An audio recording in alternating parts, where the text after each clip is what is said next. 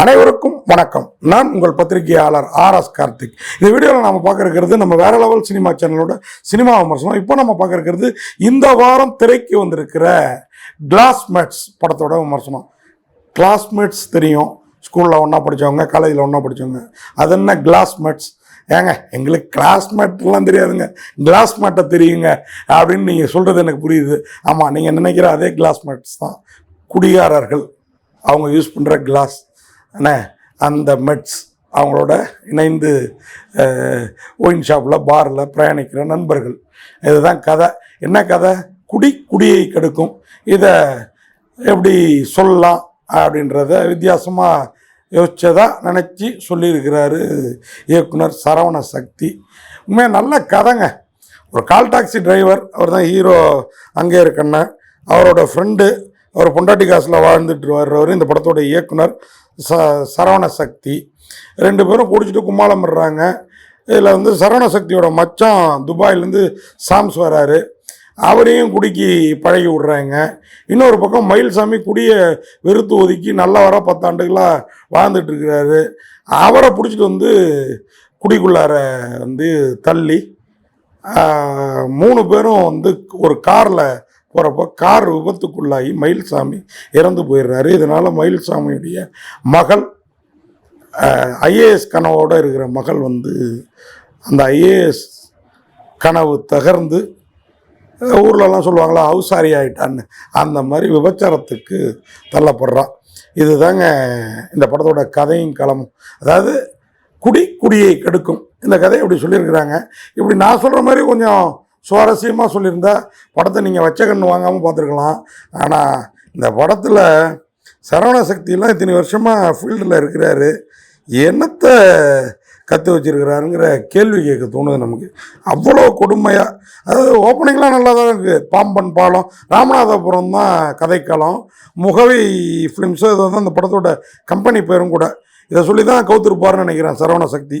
பாம்பன் பாலம், ஏர்வாடி தர்கா, உத்திரகோசமங்கை கோயில், கமலஹாசன், அப்துல் கலாம், விக்ரம்லாம் விட்டுட்டாங்க. விக்ரம், விஜய் எல்லாருக்கும் அதான ஊர். எஸ்எஸ்சியோட ஊரும் அதுதான். இதெல்லாம் இப்படி ராமநாதபுரத்தோட ராமேஸ்வரம் கோயில், இதெல்லாம் இந்த பெருமையெல்லாம் காட்டிட்டு படம் வந்து ஆரம்பிக்குதுங்க. கால் டாக்ஸி டிரைவர் நான் சொன்ன மாதிரி அங்கே இருக்கண்ணன், அவர் தான் அறிமுகம், புதுமுகம். குட்டிப்புலி சரவண சக்தி. 2 பேரும் நெருங்கிய நண்பர். 2 பேரும் தான் குடிக்க அடிமையான மகா குடிகாரர்கள். அங்கே இருக்கன்னா அழகான பொண்டாட்டி இருந்தும் குடிக்கிறாரு, நல்லா சம்பாதிக்கிறாரு. சம்பாதிக்கிற காசுலாம் குடியில் விடுறாரு.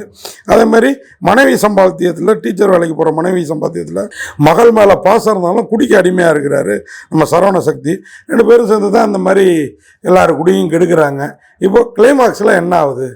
குடிகாரர்கள் திருந்தினார்களா?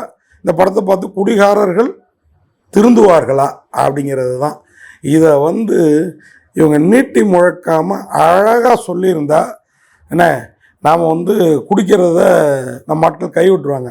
ஆனால் இந்த படத்தை 4 சீன் பார்த்தான்னா குடிக்காதவனும் குடிக்க ஆரம்பிச்சிருவான். அப்படி சீன் பண்ணியிருக்கிறாங்க. அந்த கொடுமையை ஏன் கேட்குறீங்கிற லெவலில் சீன்ஸ் இருக்குது. நான் அதை தான் சொன்னேன், சரவண சக்தி வந்து ஒரு நல்ல இயக்குனர், கூடவே நல்ல நடிகரும் கூட. அவர் ஏன் இப்படி ஒரு படத்தை எடுத்தார்? கிளைமாக்ஸ் ஒரு 1/2 hour பிரமாதமாக இருக்குங்க படம்.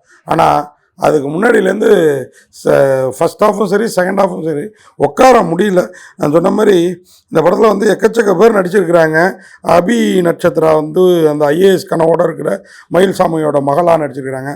அமரர் மயில்சாமி இறப்பதற்கு முன்பு நடித்த படம் போல இது. இதில் வந்து மயில்சாமி, குட்டிப்புலி சரவண சக்தி, அங்கே இருக்கண்ணன் அவர் தான் ஹீரோ, பிரணா தான் ஹீரோயின். நல்லா இருக்காங்க. டிஎம் கார்த்திக்னு ஒரு காமெடி நடிகர் நல்லா பண்ணுவார். ஒரு MBBS டாக்டர்லாம் குடிகாரராக்கி விட்ருவாங்க இவங்க. அந்த மாதிரி கிளினிக்கை ஓப்பன் பண்ணாமல் மதுக்கடையே கதின்னு கிடப்பார். சாம்ஸு, அவருக்கு ஃபீஸே யாராவது குவார்டர் வாங்கிட்டு வந்து கொடுத்தா தான் வைத்தியம் பார்ப்பார். இவர் வைத்தியம் பார்த்து போதையில் அவங்க பிழைப்பாங்களாங்கிறதுலாம் காமெடியாக சொல்கிறோன்னு நம்மளை ட்ராஜடி பண்ணி விட்டுடுறாங்க. MP முத்துப்பாண்டி, அபி நட்சத்திரா, அருள்தாஸ்லாம் பிரமாதமான நடிகர். அவரை வந்து இந்த படத்தில் நடிக்க வச்சுருக்கிறாங்க. அவர் என்ன தான் நடித்தாலும் சீன் டெவலப் இல்லாதனால அவ்வளோவா சிறப்பாக எடுபடலை. மீனால், SR ஜாங்கிட் IPS இவங்கெல்லாம் நடிச்சிருக்கிறாங்க. 1000 இருந்தும் வசதிகள் இருந்தும் கிளாஸ்மேட் கிளாஸ்மேட்ஸோட போய் பார்க்க முடியாது. சரி கிளாஸ்மேட்ஸோடையாவது போய் பார்க்கலாம்னா அவங்க கூடயும் பார்க்க முடியாத லெவலில் இருக்குது. இந்த படத்தை பார்த்துட்டு கொஞ்சம் பேர் வேணால் கிளாஸ் மேட்டாக ஆகலாம். ஏன்னா அப்படி தான் பண்ணியிருக்கிறாங்க இவங்க.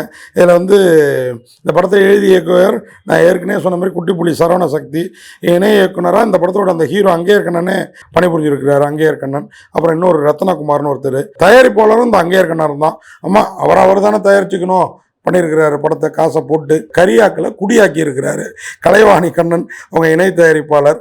அப்படி ஹர்னிஷ் ஏகே இந்த படத்தோட பேனர், அதான் நான் சொன்னேன்ல, முகவை ஃபிலிம்ஸ் இன்டர்நேஷ்னல், அவங்க தான். இந்த படத்துக்கு அருண்குமாரோட ஒளிப்பதிவு, அருண்குமார் செல்வராஜோட ஒளிப்பதிவு, எம்எஸ் செல்வத்தோட படத்தொகுப்பு, கூடுதல் படத்தொகுப்பாளர் வேறு இதில் ஆர் ராஜவர்மன், இசையமைப்பாளர் பிருதிவி, பாடல்கள் சீர்காழி சிற்பி, நடன இயக்குனர் சந்தோஷ், ஸ்டண்ட் ராம்குமார், அப்படி நிறைய திறமைசாலிகள் இருந்தும் இயக்குனர் சரவண சக்தி குடிச்சிட்டே இந்த கதையை யோசிச்சுருந்துருப்பாருன்னு நினைக்கிறேன்.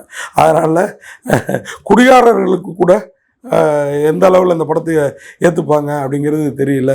மொத்தத்தில் கிளாஸ்மேட்ஸ் அவ்வளவா வந்து நம்மளை வந்து பத்திக்கலை துத்திக்கலை. என்ன அதாவது ஒரு குடியை கெடுக்குன்னு நீதி சொல்கிற படத்தில் வந்து நம்ம வந்து குடியை கைவிடுற மாதிரி காட்சிகள் இருக்கணும். இது நம்மளை ஒயின் ஷாப்புக்கு அனுப்புகிற மாதிரி நிறைய காட்சிகள். கிளைமாக்ஸில் மட்டும் அந்த நீதி. இது என்னத்துக்கு இப்படி ஒரு படம்? சோதனை மேல் சோதனை போதுமாடா சாமி.